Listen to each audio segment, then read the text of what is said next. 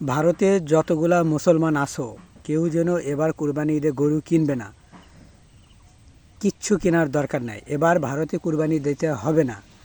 আপনারা জানেন ইতিমধ্যে বিজেপি সরকার গরু নিষিদ্ধ করে দিয়েছে ভারতে, মানে কুরবানি মুসলিমরা করতে পারবে না, করলে তার জরিমানা করা হবে। এই যে আপনারা দেখেন, হিন্দুরা এত গরু লালন পালন করে যে তার সন্তানকেও মনে হয় এত লালন পালন করে না যত গরুর সংখ্যা। মুসলিমরা যদি ভারত থেকে গরু না কিনে, এবং বাংলাদেশকে একটা কথা বলবো যে তোরাও ভারত থেকে আর গরু নিবি না।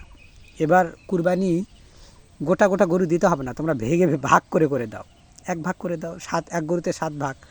কারণ অনেক সময় কৌশল পরিবর্তন করতে হয় তাদেরকে শাস্তি দেওয়ার জন্য, ওই বেদবদের যারা শয়তান প্রকৃতির লোক।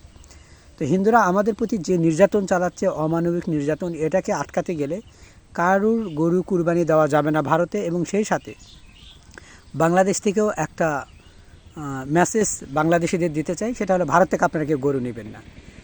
দেখবেন এই হিন্দুরাই মারামারি লেগে যাবে। এই যে তারা কুরবানির হাটে গরু তুলতেছে, গরু তোলার পর কোনো ক্রেতা নাই, মানে কি করতে পারতেছে না, তারা গরুগুলো বিক্রি করতে পারতেছে না, তখন তারা পাগল হয়ে গেছে। কেউ বলতে শুভেন্দুকে টেনে নিয়ে আসে, কেউ বলতেছে শুভেন্দুকে হটাও। মানে এক একজন এই হিন্দুদের মধ্যে কামড়াকামড়ি শুরু হয়ে গেছে। আসলে বলতে গেলে কি, এদেরকে শিক্ষা দেওয়া উচিত। এবার ভারত থেকে আমরা কোনো পেঁয়াজ রসুন নেব না, কিচ্ছু নেব না, গরু নেব না, ভারতীয় কোনো মশলা। আমার কথা, সারা পৃথিবীর লোকজন ভারতীয় পণ্য বয়কটের দাগ দিক। ভারতের কোনো জিনিস আমরা ব্যবহার করব না, আমরা নিব না। কারণ হলো, ভারত আজ হোক কাল হোক আমাদের সাথে 1000 বছর হলেও একদিন যুদ্ধ করবেই, এর মধ্যে কোনোই সন্দেহ নেই। তাহলে আমরা দেখে শুনে শত্রুরা কিভাবে উন্নত হবে এটা তো আমরা করতে পারি না। ভারতকে কোণঠাসা করার সবচেয়ে বড় উপায় হলো এই, আমরা গরু নিব না। আপনারা ভালো করে দেখবেন, এই 1 বছরে যেতে দিবে না নরেন্দ্র মোদীর এবং শুভেন্দুর মুখে চুনকালি মেখে দিবে ভারতীয় জনগণ।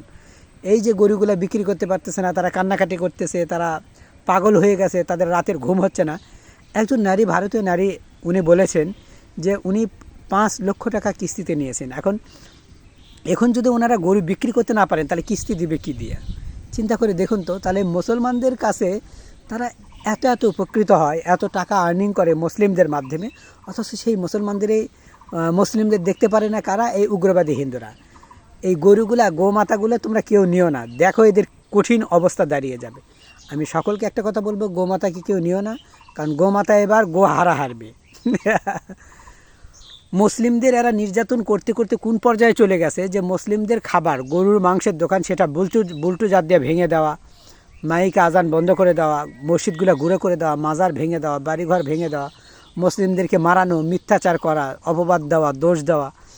ভারতে মুসলিম নির্যাতন এখন যেন তাদের আনন্দের কারণ হয়ে দাঁড়িয়েছে। হিন্দুরা যেন মুসলমানদের যে যত নির্যাতন করবে তাদের তত আনন্দ। এখন দেখেন, এই হাটের মধ্যে গরু বিক্রি হচ্ছে না, হিন্দুরা কপালে ঝাড়ু, নিজেদের কপালে নিজেরা কি মারতেছে? ঝাড়ু মারতেছে যে গরু বিক্রি হচ্ছে না। মুসলিমরা গরু না নিলে আমরা খাবো কি? আমরা ঋণ শোধ করবো কি করে? আমরা এতগুলা গরু লালন পালন করছি। গোমাতা লালন পালন করার সবাই মুসলিমরা জবাই করলে দোষ হয়, এতটা বিক্রি করলে দোষ হয় না? আলানা গ্রুপকে ধরো, আল কাবির গ্রুপকে ধরো, এই 2 গ্রুপ এবং আরও নায়ক দেব যারা রয়েছে, আরও অসংখ্য মানুষ, এরা হলো আরবে কী করে? গরুর মাংস পাচার করে, বিক্রি করে দেয়। আরবদের কাছে একটাই বলবো, এদের থেকে গরুর মাংস নিস না। দেখ এরা কোন পর্যায়ে চলে যায়। দুমুখা আরবদের বলছি, তোরা কখনো গরুর মাংস নিবি না, এই ভারত থেকে নিবি না।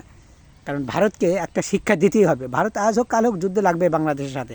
অতএব এখন থেকে আমাদের কৌশল অবলম্বন করে চলতে হবে, এটা আমার মতামত।